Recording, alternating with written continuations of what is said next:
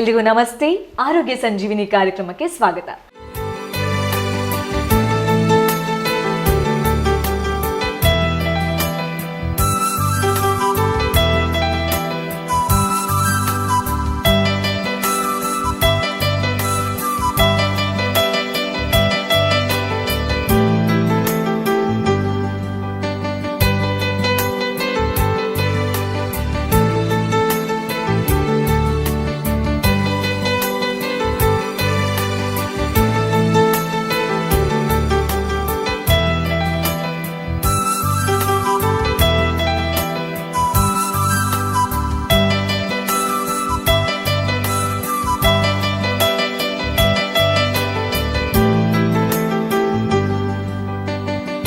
ಸಾಮಾನ್ಯವಾಗಿ ಯಾರ ಹತ್ರನೇ ಅದು ಕೇಳಿದ್ರು ಏನ್ ಸಮಸ್ಯೆ ಅಂತ ಕೇಳಿದ್ರೆ ಮೊಟ್ಟ ಮೊದಲು ಬರುವಂತಹ ಪದ ಕೂದಲು ಉದುರ್ತಾ ಇದೆ, ಏನಾದ್ರೂ ಸೊಲ್ಯೂಷನ್ ಇದೆಯಾ ಅನ್ನೋದು.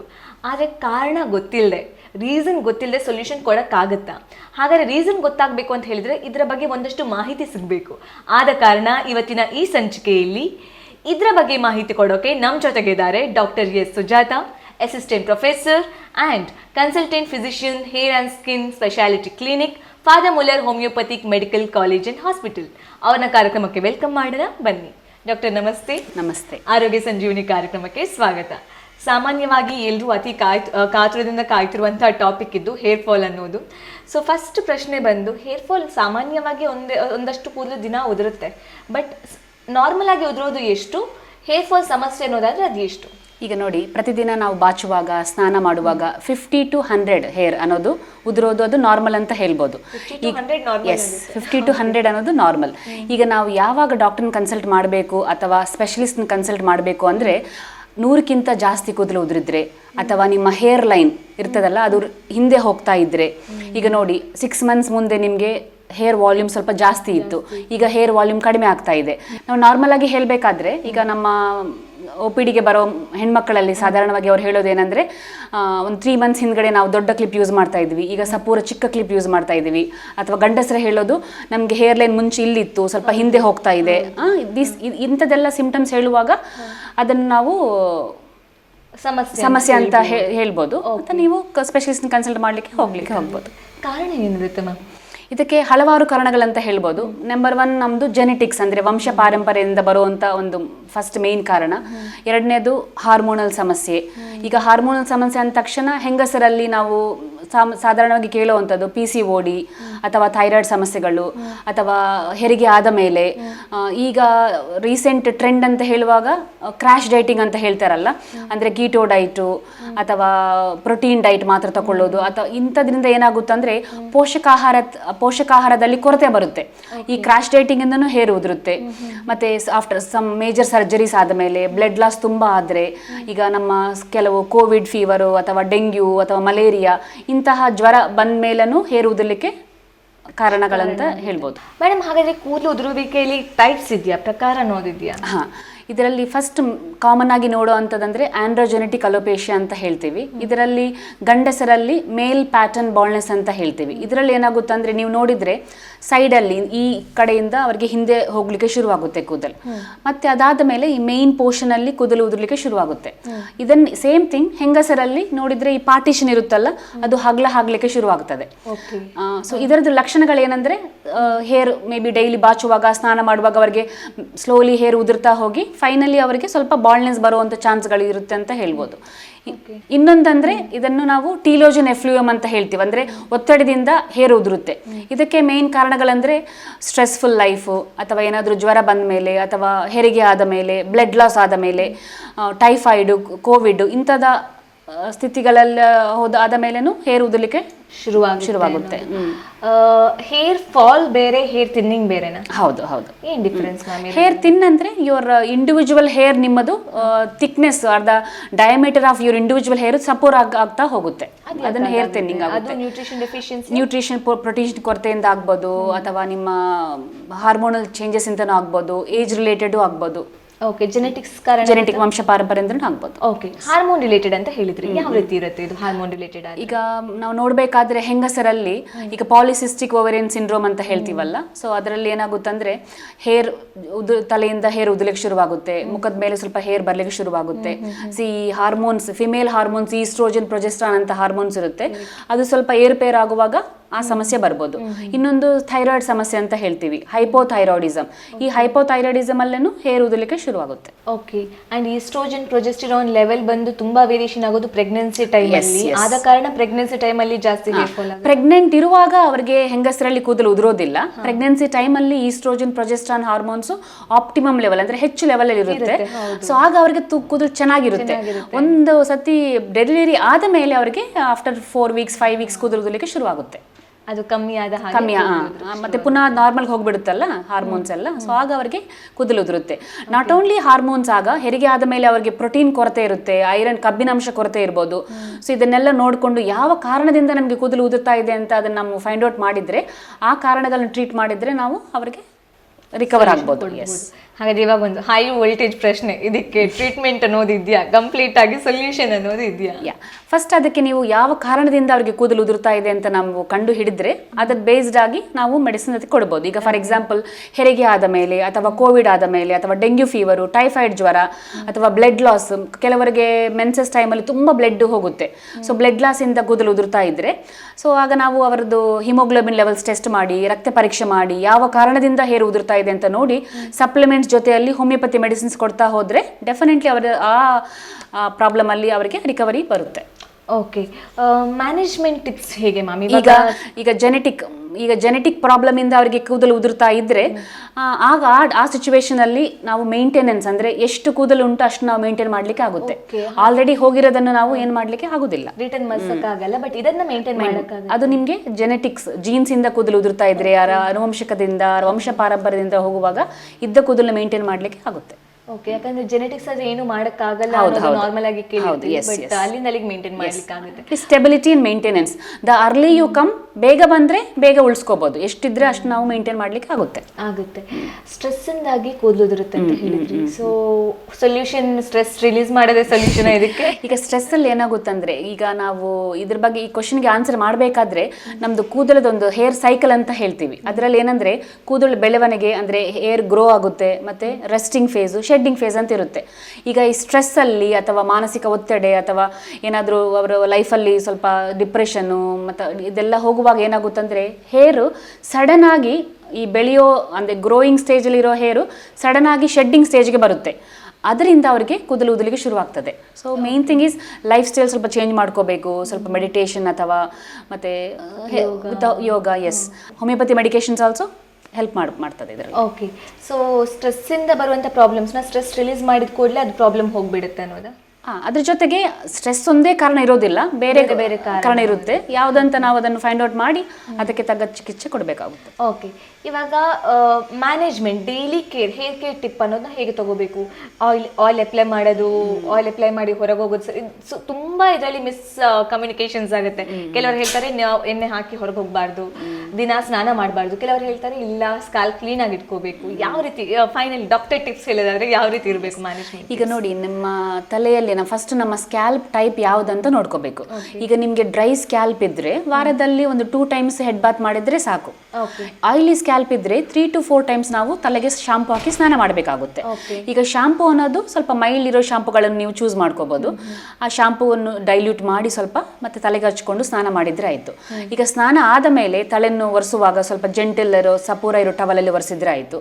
ಮತ್ತೆ ರೀಸೆಂಟ್ ಟೈಮ್ಸ್ ನೋಡಿದ್ರೆ ನಾವು ಸ್ಟ್ರೈಟ್ ಕೂದಲಿದ್ದವರಿಗೆ ಕರ್ಲಿ ಹೇರ್ ಬೇಕು, ಕರ್ಲಿ ಹೇರ್ ಇದ್ದವರಿಗೆ ಸ್ಟ್ರೈಟ್ ಹೇರ್ ಬೇಕು. ಅದಕ್ಕೆ ಅವರು ಹಲವಾರು ಕೆಮಿಕಲ್ ಟ್ರೀಟ್ಮೆಂಟ್ಸು, ಸ್ಟ್ರೈಟನಿಂಗ್ ಇದೆಲ್ಲ ಮಾಡ್ಕೊಳ್ತಾ ಹೋಗ್ತಾರೆ. ಇದನ್ನು ಸ್ವಲ್ಪ ಅವಾಯ್ಡ್ ಮಾಡ್ಕೊಂಡಿದ್ರೆ ಆಯಿತು. ಒಂದು ವೇಳೆ ಮಾಡಲೇಬೇಕು ಅಂದರೆ ರೂಟ್ಸಿಂದ, ಬುಡದಿಂದ ಸ್ವಲ್ಪ ದೂರ ಇಟ್ಟು ಮಾಡ್ಕೊಂಡಿದ್ರೆ ನಡೆಯುತ್ತೆ. ಮತ್ತು ಕಂಡೀಷ್ನರಿಂಗ್, ಮೇ ಬಿ ಕೂದಲು ಸ್ವಲ್ಪ ಡ್ರೈ ಜಾಸ್ತಿ ಇದ್ದರೆ ಕಂಡೀಷ್ನರ್ ಸಹ ಅಪ್ಲೈ ಮಾಡ್ಬೋದು. ಓಕೆ, ಹಾಟ್ ವಾಟರ್ ತಲೆಗೆ ಹಾಕೋದು ಒಳ್ಳೇದಾ, ವಾರ್ಮ್ ವಾಟರ್ ಹೇಗದು? ಲೂಕ್ ವಾರ್ಮ್ ವಾಟರ್ ನೀವು ವಾಶ್ ಮಾಡಿದ್ರೆ ಸಾಕಂತ. ಓಕೆ ಮೇಡಮ್, ಸ್ಕಿನ್ ಪ್ರಾಬ್ಲಮ್ ಇಂದ ಏನಾದರೂ ಕೂದಲು ಉದುರೋದು ಈ ರೀತಿ ಏನಾದರೂ ಆಗುತ್ತಾ? ಎಸ್, ಈಗ ಸ್ಕಿನ್ ಪ್ರಾಬ್ಲಮ್ ಅಂದರೆ ತಲೆಯಲ್ಲಿ ಸೋರಿಯಾಸಿಸ್, ಅದನ್ನು ನಾವು ಸ್ಕ್ಯಾಲ್ಪ್ ಸೋರಿಯಾಸಿಸ್ ಅಂತ ಹೇಳ್ತೀವಿ. ಈ ಸ್ಕ್ಯಾಲ್ಪ್ ಸೋರಿಯಾಸಿಸಿಂದ ಅಥವಾ ಸೆಬೋರಿಕ್ ಡರ್ಮಟೈಟಿಸ್ ಅಂದರೆ ನಾವು ಡ್ಯಾಂಡ್ರಫ್ ಅಂತ ಕಾಮನ್ ಆಗಿ ಹೇಳ್ತೀವಲ್ಲ, ಈ ಎರಡು ಸಮಸ್ಯೆಗಳಿಂದನೂ ತಲೆಯಲ್ಲಿ ಕೂದಲು ಉದುರಲಿಕ್ಕೆ ಚಾನ್ಸ್ ಇದೆ. ಸೊ ಡ್ಯಾಂಡ್ರಫ್ ಅನ್ನೋದು ಸ್ಕಿನ್ ಸಮಸ್ಯೆ. ಹೌದು. ಇದು ನಮ್ಮ ಪ್ರಕಾರ ಇವಾಗ ಡ್ಯಾಂಡ್ರಫ್ ಕೇಳಿ ಕೇಳಿ ಹೆಂಗಾಗೋಗ್ಬಿಟ್ಟಿದೆ ಅಂದ್ರೆ, ಕೂದಲಿದೆ ಅಂದ್ರೆ ಡ್ಯಾಂಡ್ರಫ್ ಇರಲೇಬೇಕು, ಇಲ್ಲಾಂದ್ರೆ ಅದು ನಾರ್ಮಲ್ ಅಲ್ಲ ಅಂತ ಅನ್ಸ್ಬಿಟ್ಟಿದೆ. So it's skin problem. Yes, ಈ ಡ್ಯಾಂಡ್ರಫ್ ಅನ್ನೋದು ಒಂದು ಫಂಗಲ್ ಇನ್ಫೆಕ್ಷನ್ ಅಂತ ಬರುವಂಥ ಪ್ರಾಬ್ಲಮ್ ಅಂತ ಹೇಳ್ಬೋದು. ಕೆಲವರಿಗೆ ಆಯಿಲಿ ಥರ ಇರುತ್ತೆ ಸ್ಕಿನ್ನು, ಕೆಲವರಿಗೆ ಡ್ರೈ ಇರುತ್ತೆ, ಡ್ರೈ ಫ್ಲೇಕಿಂಗು, ಪೌಡರ್ ಹೀಗೆ ಅಂದರೆ ಪೌಡರ್ ಎಲ್ಲ ಬೀಳ್ತದೆ. ಸೊ ಡ್ಯಾಂಡ್ರಫ್ ಇದ್ದವರು ಡ್ಯಾಂಡ್ರಫ್ ತಗ್ಗಷ್ಟು ವೀಕ್ಲಿ 3 or 4 ಟೈಮ್ಸ್ ಸ್ನಾನ ಮಾಡೋದು, ಮತ್ತು ಮೈಲ್ಡ್ ಶಾಂಪೂಸ್ ಯೂಸ್ ಮಾಡ್ಕೊಳ್ಳೋದು, ಇಂಥದ್ದೆಲ್ಲ ನಾವು ಅವರು ಹೆಲ್ಪ್ ಮಾಡ್ಬೋದು. ಮ್ಯಾಮ್, ಕೆಲವರಿಗೆ ಇವಾಗ ರೌಂಡ್ ಶೇಪಲ್ಲಿ ಪ್ಯಾಚಿ ಆಗಿ ಕೂದಲು ಇರುತ್ತೆ, ಹೇರ್ ಲಾಸ್ ಆಗುತ್ತೆ, ಅದಕ್ಕೆ ಏನು ಕಾರಣ ಇರುತ್ತೆ? ಅದನ್ನು ಅಲೋಪೇಶಿಯಾ ಏರಿಯೇಟಾ ಅಂತ ಹೇಳ್ತೀವಿ. ಇದಕ್ಕೆ ಮೇನ್ ಕಾರಣ ಏನಂದ್ರೆ ಇಮ್ಯುನಿಟಿ, ಅಂದ್ರೆ ಆಟೋ ಇಮ್ಯುನಿಟಿ. ನಮ್ಮ ಬಾಡಿಯಲ್ಲಿರೋ ರೋಗ ನಿರೋಧಕ ಶಕ್ತಿ ನಮ್ಮ ಕೂದಲದ ಬುಡಗಳನ್ನು ಅಂದರೆ ಹೇರ್ ರೂಟ್ಸ್ಗಳನ್ನು ಟಾರ್ಗೆಟ್ ಮಾಡಿ ಅದು ಕೂದಲು ಉದುರುತ್ತೆ. ಸೊ ಆಗ ನಮಗೆ ಕಾಯಿನ್ ಶೇಪ್ ಆಗಿ ರೌಂಡ್ ಆಗಿ ಇದು ಸಡನ್ ಆಗಿ ಒಂದು ನೈಟಲ್ಲಿ ಇದನ್ನು ಶುರುವಾಗ್ಬೋದು, ಸಡನ್ ಆನ್ಸೆಟ್ ಅಂತ ಹೇಳ್ತೀವಿ ಇದು. ಸೊ ಅದರಿಂದ ಕೂದಲು ಉದುರುತ್ತೆ. ಸೊ ಇದಕ್ಕೆ ಹೋಮಿಯೋಪತಿಯಲ್ಲಿ ಚೆನ್ನಾಗಿ ಒಳ್ಳೆ ಟ್ರೀಟ್ಮೆಂಟ್ ಉಂಟಂತ ಹೇಳ್ಬೋದು. ನನ್ನ ಪ್ರಕಾರ ನನಗೆ ಅರ್ಥ ಆಗಿರೋ ಮಟ್ಟದಲ್ಲಿ ಆಟೋ ಇಮ್ಯುನಿಟಿ ಅಂದ್ರೆ ಸಾಮಾನ್ಯವಾಗಿ ನಮ್ಮ ರೋಗ ನಿರೋಧಕ ಶಕ್ತಿ ಇದ್ದು ಕೆಲಸ ಹೊರಗಡೆ ಇರುವಂತದನ್ನ ಫೈಟ್ ಮಾಡಕ್ಕೆ, ಬಟ್ ನಮ್ಮ ಬಾಡಿ ನಮ್ಮನ್ನೇ ಪ್ರಾಬ್ಲಮ್ ಕೊಡುತ್ತೆ ಅಂತ ಹೇಳಿದ್ರೆ ಆಟೋ ಇಮ್ಯುನಿಟಿ ಅನ್ನೋದು. ನಮ್ಮ ಇಮ್ಯುನಿಟಿ ನಮ್ಮ ಬಾಡಿ ಒಳಗಡೆ ಇರೋ ಸೆಲ್ಸ್ಗಳ ಒಟ್ಟಿಗೆ ಜೊತೆಗೆ ಫೈಟ್ ಮಾಡಿದ್ರೆ ಅದನ್ನು ನಾವು ಆಟೋ ಇಮ್ಯುನಿಟಿ ಅಂತ ಹೇಳ್ತೀವಿ. ಹೇರ್ ಲೈನಿಂಗ್ ನ ಇಂಪ್ರೂವ್ ಮಾಡಕ್ ಸಾಧ್ಯ ಇದೆಯಾ? ಹೇರ್ ಲೈನಿಂಗ್ ಹಿಂದ್ಗಡೆ ಇದೆ, ಮತ್ತೆ ಅದನ್ನ ಮುಂದಗಡೆ ತರಕ್ ಸಾಧ್ಯ ಇದೆಯಾ? ಮೇಲ್ ಪ್ಯಾಟರ್ನ್ ಬಾಲ್ನೆಸ್ ಮತ್ತೆ ಫಿಮೇಲ್ ಪ್ಯಾಟರ್ನ್ ಬಾಲ್ನೆಸ್ ಅಂತ ಹೇಳಿದ್ದೀನಲ್ಲ, ಈಗ ಹೆಂಗಸರಲ್ಲಿ ಒಂದು ಎಂ ಶೇಪ್ ಆಗಿ ಬಾಲ್ನೆಸ್ ಬರುತ್ತೆ. ಅಂದ್ರೆ ಎಂ ಶೇಪ್ ಅಲ್ಲಿ ಅವರಿಗೆ ಹೇರ್ ಹಿಂದೆ ಹೋಗ್ಲಿಕ್ಕೆ ಶುರುವಾಗುತ್ತೆ. ಒಂದ್ಸತಿ ಹೇರ್ ಹಿಂದೆ ಹೋದ್ರೆ ಅದನ್ನು ನಾವು ಬ್ಯಾಕ್ ತರಲಿಕ್ಕೆ ಆಗೋದಿಲ್ಲ.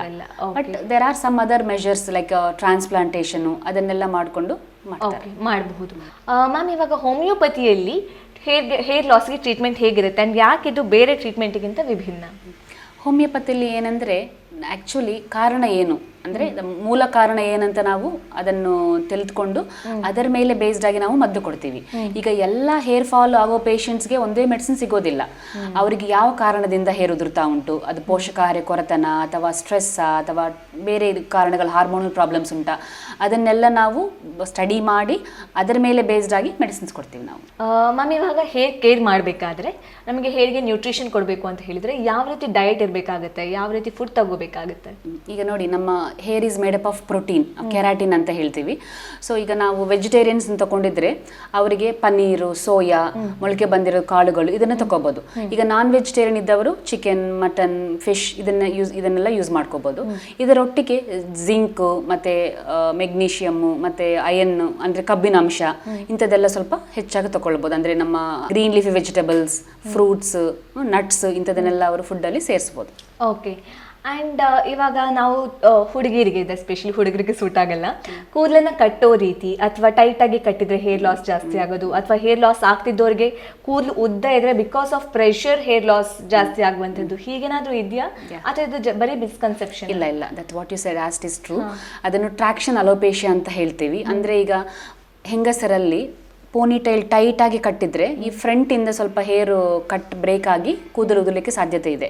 ಸೊ ಅದಕ್ಕೆ ನಾವು ಪೋನಿ ಯಾವಾಗಲೂ ಸ್ವಲ್ಪ ಲೂಸ್ ಆಗಿರಬೇಕು.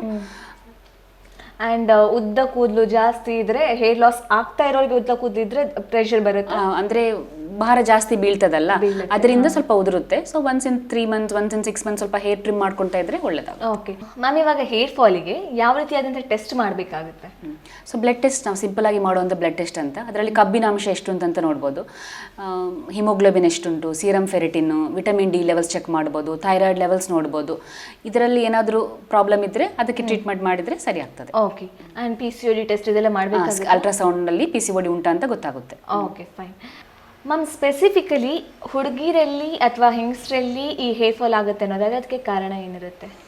ಟೀನೇಜಲ್ಲಿ ನೋಡಿದರೆ ಸಾಧಾರಣವಾಗಿ ಬರುವಂಥ ಪ್ರಾಬ್ಲಮ್ಸ್ಗಳು PCOD ಅಂತ ಹೇಳ್ಬೋದು, ಮತ್ತು ಥೈರಾಯ್ಡ್ ಸಮಸ್ಯೆಗಳಂತ ಹೇಳ್ಬೋದು, ಅಥವಾ ಪ್ರೆಗ್ನೆಂಟ್ ಆದ ಮೇಲೆ, ಹೆರಿಗೆ ಆದ ಮೇಲೂ ಹೇರ್ ಫಾಲ್ ಆಗಲಿಕ್ಕೆ ಚಾನ್ಸ್ ಉಂಟು. ಮತ್ತು ಮೆನೋಪಾಸ್ ಟೈಮಲ್ಲಿ ಹೇರ್ ಫಾಲ್ ಆಗಲಿಕ್ಕೆ ಚಾನ್ಸ್ ಇರುತ್ತೆ. ಪೀರಿಯಡ್ಸ್ ನಿಲ್ತಾ ಬರುವಾಗ ಈ ಹಾರ್ಮೋನ್ಸಲ್ಲಿ ಈಸ್ಟ್ರೋಜನ್ ಹಾರ್ಮೋನ್, ಪ್ರೊಜೆಸ್ಟ್ರಾನ್ ಹಾರ್ಮೋನಲ್ಲಿ ಏರ್ಪೇರ್ ಆಗುವಾಗ ಆಗನೂ ಹೇರ್ ಉದಲಿಕ್ಕೆ ಶುರುವಾಗುತ್ತೆ. Not only hair fall, menopause ಟೈಮಲ್ಲಿ ಅವರಿಗೆ ಬಹಳ ಮಾನಸಿಕವಾಗಿ ಸ್ಟ್ರೆಸ್ಸು, ಡಿಪ್ರೆಷನು, ಇದೆಲ್ಲ ಹೋಗ್ತಾ ಇರುತ್ತಾರೆ. ಸೊ ಅದರಿಂದನೂ ಹೇರ್ ಫಾಲ್ ಆಗಲಿಕ್ಕೆ ಸಾಧ್ಯತೆ ಇದೆ. ಓಕೆ, ಎಮೋಷ್ನಲ್ ಟ್ರಾಮಾದಿಂದಾಗಿ ಹೇರ್ ಫಾಲ್ ಆಗುವಂಥ ಚಾನ್ಸಸ್ ಇದೆಯಾ? ಎಸ್, ಎಮೋಷ್ನಲ್ ಟ್ರಾಮಾ ಅಂದರೆ ಸ್ಟ್ರೆಸ್ ಅಥವಾ ಆಂಗ್ಸೈಟಿ, ಡಿಪ್ರೆಷನು, ಈ ಎಲ್ಲ ಕಾರಣಗಳಿಂದನೂ ಹೇರ್ ಉದಲಿಕ್ಕೆ ಶುರುವಾಗುತ್ತೆ ಅನ್ನೋದು. ನಿದ್ದೆಯೇ ಸಾಕಷ್ಟು ಸಮಸ್ಯೆಗಳಿಗೆ ಪರಿಹಾರ ಅಂತ ಅಂತೀವಿ. ಸೊ ನಿದ್ದೆ ಸರಿಯಾಗಿ ಆಗದಿದ್ರೆ ಅಥವಾ ನಿದ್ದೆ ಎಷ್ಟೊಂದು 8 to 10 hours ನಿದ್ದೆ ಆದರೂ ಕೂಡ ಡಿಸ್ಟರ್ಬ್ಡ್ ಸ್ಲೀಪ್ ಅಂತ ಹೇಳ್ತೀವಿ, ಕ್ಲಾರಿಟಿ ಇರಲ್ಲ ಸ್ಲೀಪಲ್ಲಿ. ಸೊ ಹೀಗಿರ್ಬೇಕಾದ್ರೆ ಇದರಿಂದಾಗಿ ಹೇರ್ ಫಾಲ್ ಆಗುತ್ತಾ? ಸೊ ಲ್ಯಾಕ್ ಆಫ್ ಸ್ಲೀಪಿಂದ ಹೇರ್ ಫಾಲ್ ಆಗ್ತದಂತ ಹೇಳಲಿಕ್ಕಿಲ್ಲ, but for a good lifestyle, ಒಳ್ಳೆ ಲೈಫ್ ಸ್ಟೈಲ್ಗೋಸ್ಕರ ಒಂದು 6 to 7 hours ಸ್ಲೀಪ್ ಅಥವಾ 8 hours ಸ್ಲೀಪ್ ಮಾಡಿದರೆ ಒಳ್ಳೇದಾಗುತ್ತೆ ಅಂತ ಹೇಳ್ಬೋದು. ಸೊ ಗುಡ್ ಸ್ಲೀಪ್ ಮತ್ತು ನಿಮ್ಮ ಬ್ಯಾಲೆನ್ಸ್ಡ್ ಡೈಟ್ ಇದನ್ನೆಲ್ಲ ಮಾಡ್ಕೊಳ್ತಾ ಹೋದರೆ that is the basics. So basics ಗಟ್ಟಿಯಾಗಿದ್ರೆ ಬೇರೆ ಎಲ್ಲ ಫೌಂಡೇಶನ್ ಮೇಲೆ ಅದರ ಬಿಲ್ಡಿಂಗ್ ಕಟ್ಕೊಂಡು ಹೋಗ್ಬೋದು. ಫೈನ್. ಸೊ ಇದುವರೆಗೂ ಒಂದಷ್ಟು ಮಾಹಿತಿನ ನಮಗೆ ಹೇರ್ ಫಾಲ್ ಕಾರಣ ಆಗಿರ್ಬೋದು ಅಥವಾ ಹೇರ್ ಫಾಲ್ ಸಮಸ್ಯೆ ಇದ್ದಾಗ ಯಾವ ರೀತಿ ಟ್ರೀಟ್ಮೆಂಟ್ ತಗೋಬೇಕು, ಯಾವ ರೀತಿ ಟೆಸ್ಟ್ ಮಾಡ್ಕೋಬೇಕು, ಯಾವ ಕಾರಣದಿಂದ ಇದು ಬರುತ್ತೆ, ತಡೆಗಟ್ಟಕ್ಕಾಗುತ್ತಾ, ಎಷ್ಟರ ಮಟ್ಟಿಗೆ ತಡೆಗಟ್ಟಕ್ಕಾಗುತ್ತೆ, ಇದರ ಬಗ್ಗೆ ಸಂಪೂರ್ಣ ಮಾಹಿತಿನ ಕೊಟ್ರಿ madam. Thank you so much. Thank you.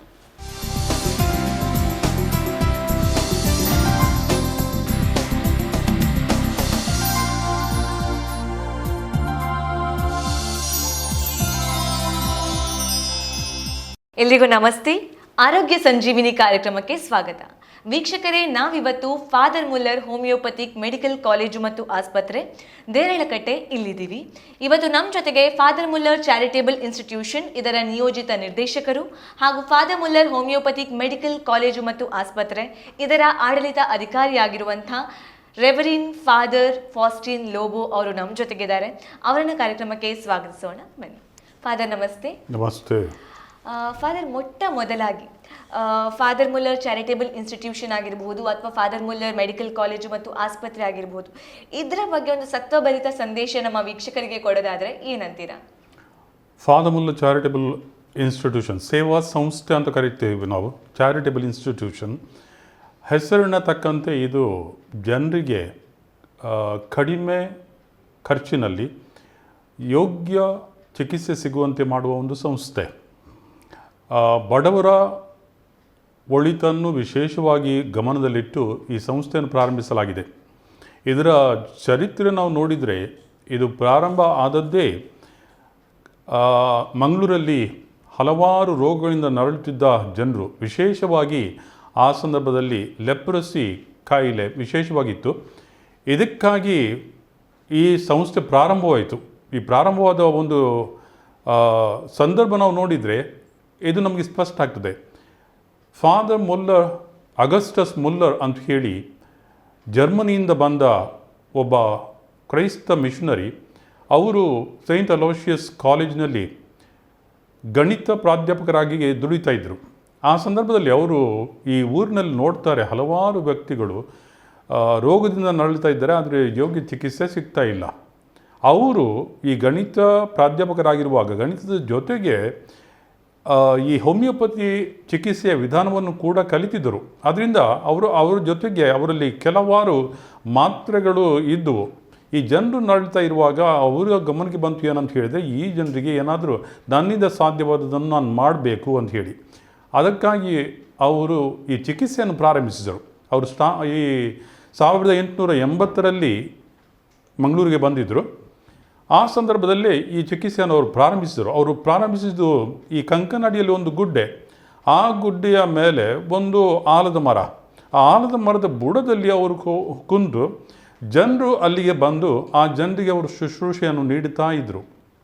ಇದರಿಂದ ಪ್ರಾರಂಭವಾದ ಈ ಪುಟ್ಟ ಸಂಸ್ಥೆ ನಂತರ ಒಂದು ಸಣ್ಣ ಗುಡಿಸಲು ಆಸ್ಪತ್ರೆ, ಅದರಿಂದ ಒಂದೊಂದೇ ಆಸ್ಪತ್ರೆ ಹೆಚ್ಚುತ್ತಾ ಹೋಗಿ ಈಗ ಪ್ರಾರಂಭವಾಗುವಾಗ ಅದು ಲೆಪ್ರಸಿ ಆಸ್ಪತ್ರೆ ಮಾತ್ರ ಇತ್ತು. ಆನಂತರ ಇದು ಬೆಳೆದು ಹೋಮಿಯೋಪತಿಯನ್ನು ಆ ವೇಳೆಯಲ್ಲಿ ಚಿಕಿತ್ಸೆಗಾಗಿ ಉಪಯೋಗಿಸ್ತಾ ಇದ್ದರು.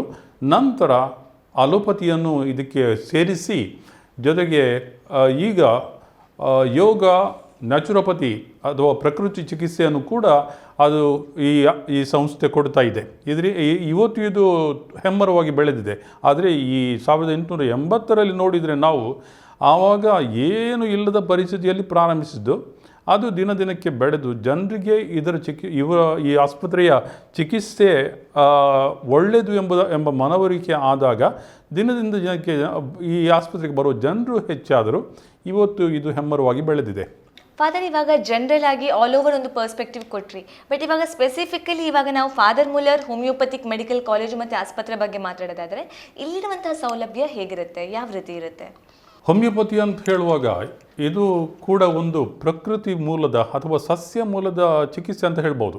ನಮ್ಮ ಊರಿನಲ್ಲಿ ಆಯುರ್ವೇದ, ಯುನಾನಿ, ಸಿದ್ಧ ಇಂಥ ಚಿಕಿತ್ಸೆಗಳಿರುವಾಗ ಇದರ ಜೊತೆಗೇ ಇದನ್ನು ಸೇರಿಸಲಾಗಿದೆ. ಅದಕ್ಕಾಗಿ ನಮ್ಮ ಸರ್ಕಾರ ಕೂಡ ಅದನ್ನು ಆಯುಷ್ ಎಂಬ ವಿಭಾಗದಲ್ಲಿ ಒಟ್ಟಿಗೆ ಸೇರಿಸಿದೆ. ಈ ಆಯುಷಲ್ಲಿ ಕೊನೆಯ ಹೆಚ್ಚಿದೆ ಅದು ಹೋಮಿಯೋಪತಿ. ಈಗ ಈ ಹೋಮಿಯೋಪತಿ ಚಿಕಿತ್ಸೆ ಹೇಗೆ, ಇದರ ಒಂದು ವಿಧಾನ ಅಂತ ಹೇಳಿದರೆ ಲೈಕ್ ಕ್ಯೂರ್ಸ್ ದ ಲೈಕ್, ಸಿಮಿಲಿಮುಮ್ ಅಂತ ಹೇಳ್ತಾರೆ. ಅಂದರೆ ಯಾವ ರೋಗ ಇದೆ ಆ ರೋಗದ ಲಕ್ಷಣಗಳೇನಿವೆ ಆ ಲಕ್ಷಣಗಳನ್ನು ವ್ಯಕ್ತಿಯಲ್ಲಿ ಸೃಷ್ಟಿಸಿ ಆ ವ್ಯಕ್ತಿಯಲ್ಲಿ ಆ ರೋಗಕ್ಕೆ ಪ್ರತಿರೋಧ ಶಕ್ತಿಯನ್ನು ಬೆಳೆಸಿ ಈ ಚಿಕಿತ್ಸೆಯನ್ನು ಕೊಡ್ತಾ ಇರೋದು. ಈ ರೀತಿಯ ಒಂದು ವಿಧಾನ ಇದಾಗಿರುವಾಗ ಇದು ಜನರಿಗೆ ಮೆಚ್ಚುವಂತಹ ವಿಧಾನ. ಯಾಕಂತ ಹೇಳಿದರೆ, ಒಂದು ಮಾತ್ರೆಗಳು ಸಿಹಿ, ಮಕ್ಕಳಿಗೂ ಕೂಡ ಇದು ಇಷ್ಟ, ಅವರು ಸಿಹಿ ತಿಂಡಿ ತಿಂದ ಹಾಗೆಯೇ ಇದನ್ನು ತಗೊಳ್ಬೋದು.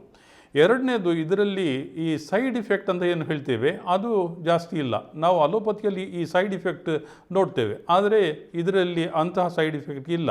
ಮತ್ತು ಈ ಏನು ಗುಣಪಡಿಸುವ ಶಕ್ತಿ ಇದೆ ಅದು ಒಂದು ರೀತಿಯಲ್ಲಿ ನಾವು ಶಾಶ್ವತ ಅಂತ ಹೇಳ್ಬೋದು.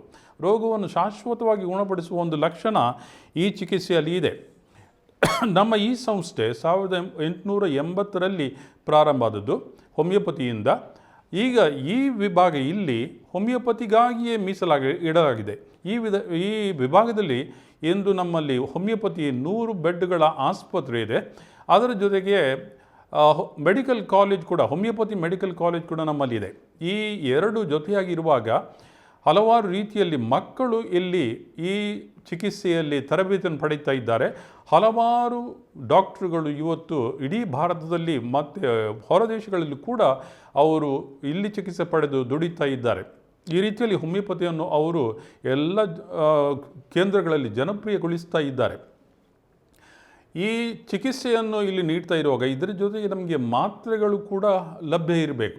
ಈ ಮಾತ್ರೆಗಳು ನಾವು ಎಲ್ಲೆಲ್ಲಿ ಹುಡುಕುವುದಕ್ಕಿಂತ ನಮ್ಮಲ್ಲೇ ಇದನ್ನು ನಾವು ಸಿದ್ಧಪಡಿಸಿದರೆ ಅದರ ಏನು ಲಕ್ಷಣಗಳಿವೆ ಉತ್ತಮ ಲಕ್ಷಣಗಳನ್ನು ಬೆಳೆಸಿ ಉತ್ತಮ ಗುಣಮಟ್ಟದ ಈ ಮಾತ್ರೆಗಳನ್ನು ನಾವು ಸಿದ್ಧಪಡಿಸಿ ಜನರಿಗೆ ಕೊಟ್ಟಾಗ ಚಿಕಿತ್ಸೆ ಕೂಡ ಪರಿಣಾಮಕಾರಿಯಾಗ್ತದೆ. ಅದಕ್ಕೆ ಬೇಕಾಗಿ ನಮ್ಮಲ್ಲಿ ಈ ಮಾತ್ರೆಗಳನ್ನು ಸಿದ್ಧಪಡಿಸುವ ಘಟಕ ಕೂಡ ಇದೆ. ಈ ಘಟಕದಿಂದ ನಾವು ಮಾತ್ರೆಗಳನ್ನು ತಯಾರಿಸಿ ನಮ್ಮ ಅಗತ್ಯಕ್ಕೆ ಉಪಯೋಗಿಸ್ತೇವೆ. ಅದರ ಜೊತೆಗೆ ಇಡೀ ಭಾರತದಾದ್ಯಂತ ಈ ಚಿಕಿತ್ಸೆಗಳು ಈ ಮಾತ್ರೆಗಳು ಹೋಗ್ತಾ ಇವೆ.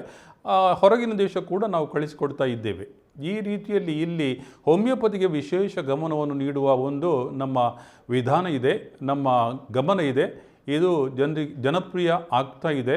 ಹೆಚ್ಚೆಚ್ಚು ಕೇರಳದಲ್ಲಿ ಮತ್ತು ತಮಿಳುನಾಡಿನಲ್ಲಿ ಇದು ಜನಪ್ರಿಯ ಆಗಿದೆ. ನಮ್ಮ ಊರಿನಲ್ಲಿ ಅದೇ ರೀತಿ ನಮ್ಮ ಉತ್ತರ ಭಾರತದಲ್ಲಿ ಇದು ಜನಪ್ರಿಯ ಆಗ್ತಾ ಬರ್ತಾ ಇದೆ. ಈ ರೀತಿಯಲ್ಲಿ ನಾವು ನೋಡಿದರೆ ಹೋಮಿಯೋಪತಿ ಭಾರತಕ್ಕೆ, ವಿಶೇಷವಾಗಿ ದಕ್ಷಿಣ ಭಾರತಕ್ಕೆ ಪರಿಚಯಿಸಿಕೊಟ್ಟ ಖ್ಯಾತಿ ನಮ್ಮ ಫಾದರ್ ಮುಲ್ಲರ್ ಚಾರಿಟಬಲ್ ಇನ್ಸ್ಟಿಟ್ಯೂಷನ್ಗೆ ಇದೆ.